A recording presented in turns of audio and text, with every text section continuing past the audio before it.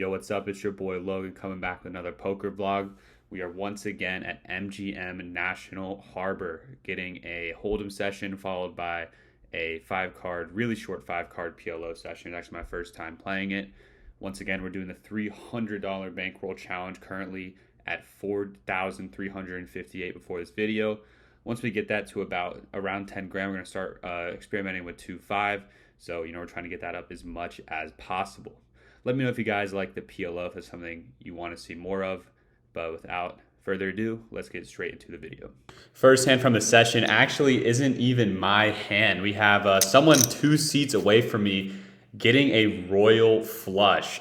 This is the first one I've ever seen live. Tonight was a mystery jackpot for a high hand every 30 minutes. Obviously, the royal flush, you instantly get that mystery jackpot. He went up to the wheel, spun it, and he got a $500 win. And this was right when I sat down, and it was 2 seats next to me. It would have been nice if it was me, but it was still crazy to see. Moving into the first hand of the night, we got pocket queens here in the +1. Under the gun limps to me, so I decided to raise to 20, increasing it from my usual opening of 15 because of the limper. And it folds back to under the gun where he decides to call. Heading straight to a flop, we got the king of spades, jack of diamonds, 7 of clubs. Pot is $43. Obviously, this is not a great flop for queens. We got the second pair now. It severely downgrades our hand. So an under the gun checks to me. I think it's just a pretty easy check back. This is definitely not a 3 street value kind of hand.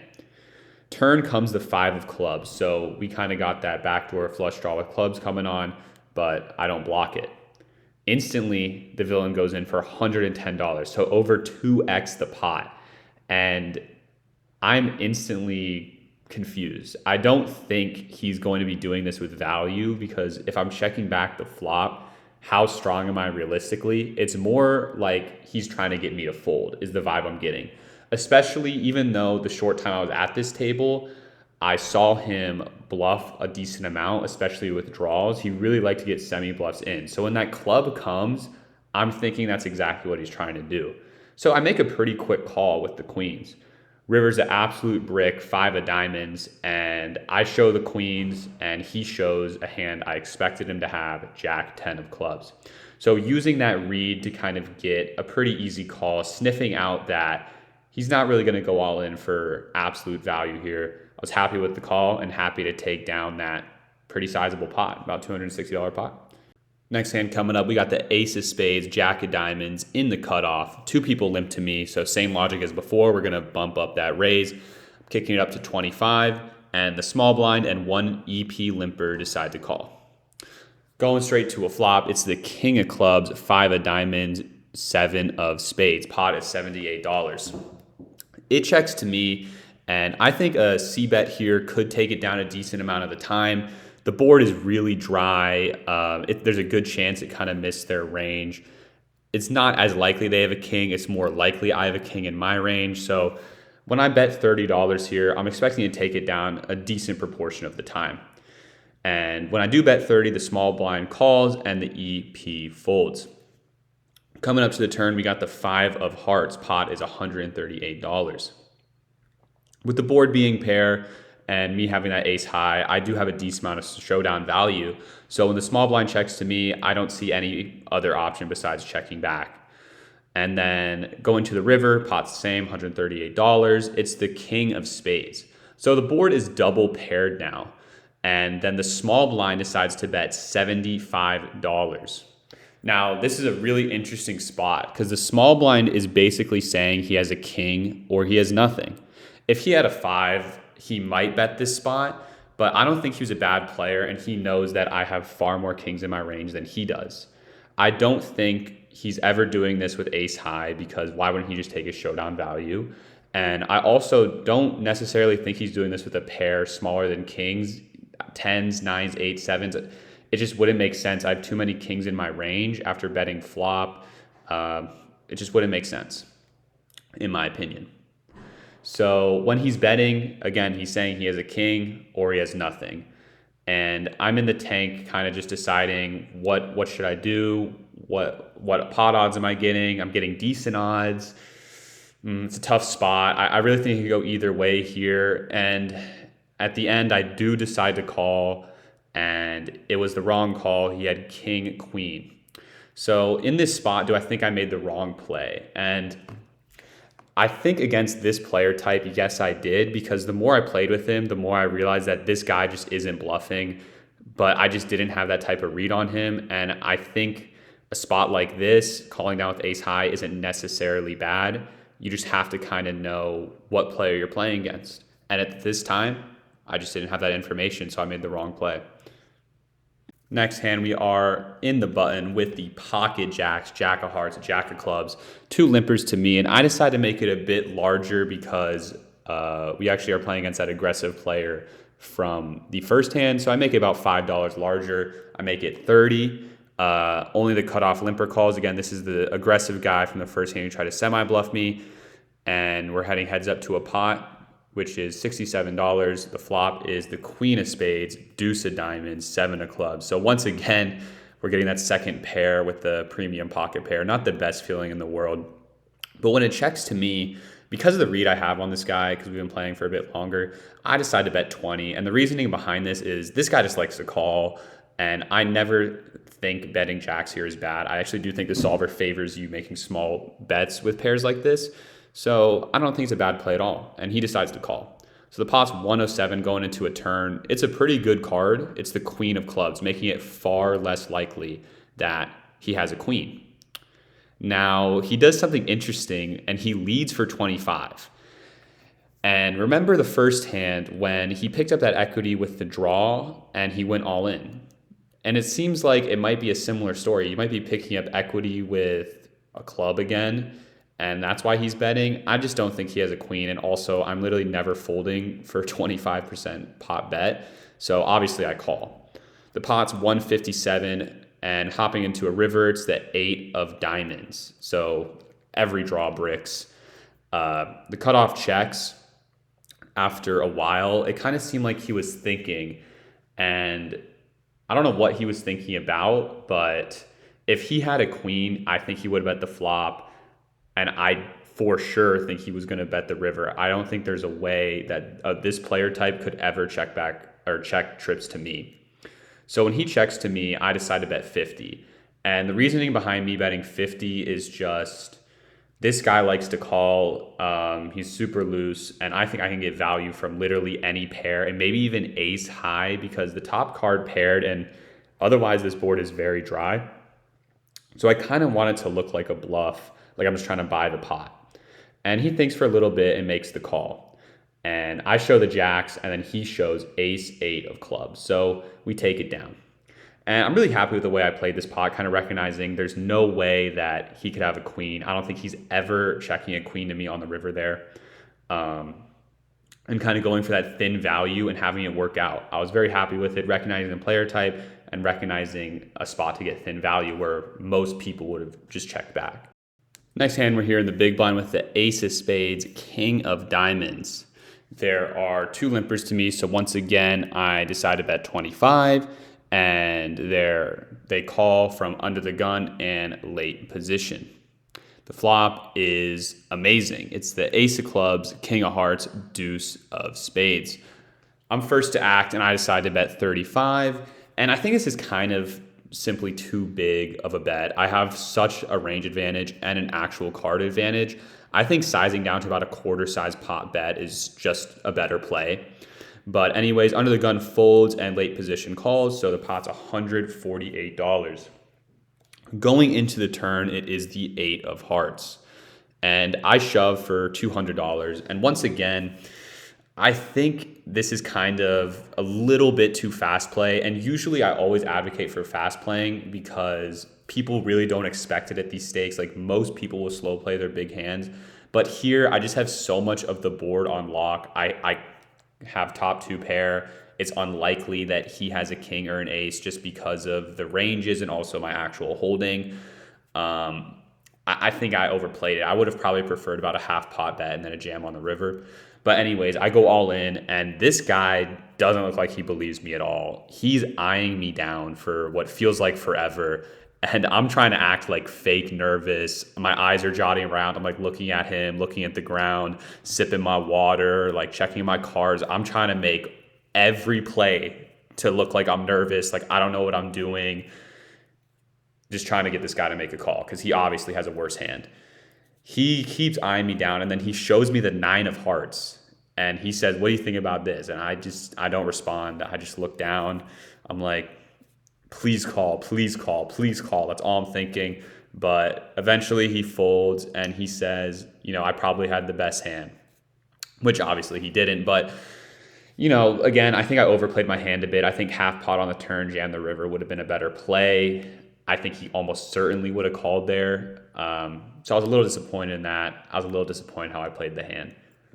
After a table change, we are at a new table on the button with the queen of hearts, 8 of hearts. There's one limper to me, and I think opening this from the button is completely reasonable. So I raise to 20, and only the undergun limper calls. So we're going heads up to a flop, which is the jack of diamonds, 10 of diamonds, 3 of clubs. Pot is $44. So we have a gutter, and that's about it. Nothing great at all. But she checks to me, and I decide to bet 15. We got a little bit of equity. We want to fold here. We could get it if she doesn't have it. So I don't think it's a bad bet at all. And she calls. So the pot's $74. Going into a turn, we got this 7 of spades. Once again, this card doesn't really change anything. I still just have hopes and dreams of making a hand, but in reality, nothing crazy. But I do bet here when she checks to me. And the reasoning behind this is because she was a super passive player from what I've seen. I never saw her raise pre-flop, only call. I literally only ever saw her call post-flop, pre-flop. She just is a very passive player, loose and passive player, which are the exact type of players that you want to try and exploit with aggression. So when she checks to me, I bet 50 and she calls. So at this point, I'm praying to make my straight, very slim chance, but there is always a chance. River is the 3 of hearts, so we miss absolutely everything. She once again checks to me, and at this point, I have 2 decisions. I either go all in as a bluff, or I give up and check back. So when you're in a position like this, you just have to ask yourself, is this person capable of folding a hand like top pair? Is this person capable of folding anything? If I go all in, will they believe me? You have to kind of ask these things in your head. And I thought the answer to all of these questions was yes. And another thing that was in my favor is that the front door diamond draw missed. So again, and I don't block it. So there's more hands that could fold to a jam. So I decided to go all in. She shakes her head, quickly folds. I was happy with this play. I wouldn't make this play against someone I didn't know because it's very risky. They could easily just snap call you. She's getting like pretty decent odds because when my all-in was about 200 effective. A lot of people, at least safe, will just snap call you with top pair and not even think twice about it. But her player type I knew would most likely not do that. So I was happy with the play. Happy to take down that $174 pot with queen high. Not bad at all. All right, y'all, moving into the next game. We got the king of clubs, 10 of clubs here in the small blind. Folds to the button and he kicks it up to 15. And when I'm in the small blind, I like to do a 3-bet or fold strategy. And against a button open especially, that is just so wide, I think 3-betting this hand is completely reasonable. So I decided to kick it up to $45. The big blind actually cold calls my 3-bet and then the button folds. So we're going into a flop. The pot is 105 and the flop is the ace of diamonds, deuce of diamonds, 3 of clubs. Now, when the big blind cold calls a 3-bet, what type of hands is he going to have? In theory, he's probably going to have 10s, jacks, 9s, 8s, weak suited aces, queen, jack, king, queen, these types of hands that are premiums but not quite the best.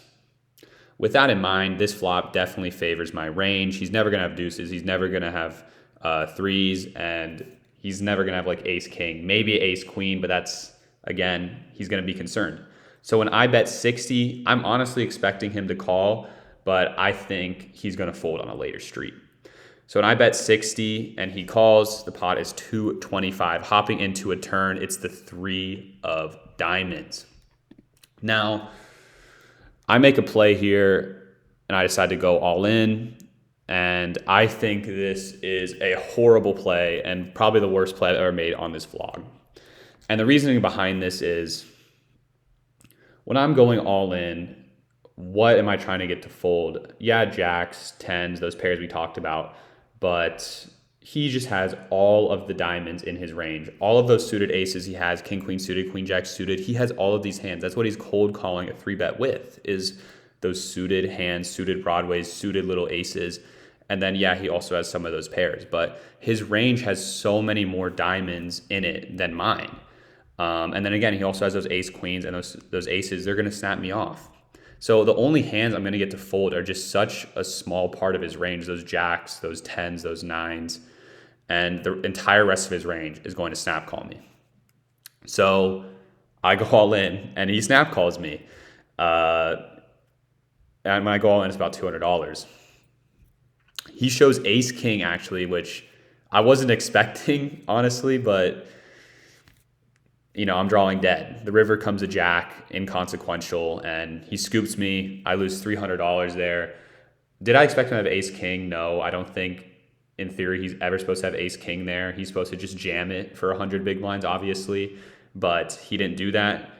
But regardless, that was just not a good bluff attempt. I wasn't blocking anything. I had no diamonds. His range has way more diamonds. He has aces in his range. Like, what is he realistically going to fold? Like, almost nothing of his range. It was a horrible bluff attempt. I was just getting tired. I just wanted to win another pot and go home. And that's really something I need to work on, is just going home before I make these poor decisions. And yeah, this is probably the worst played hand I ever have put on the vlog. So, if you're going to bluff, make sure you have the range advantage. Don't do what I just did.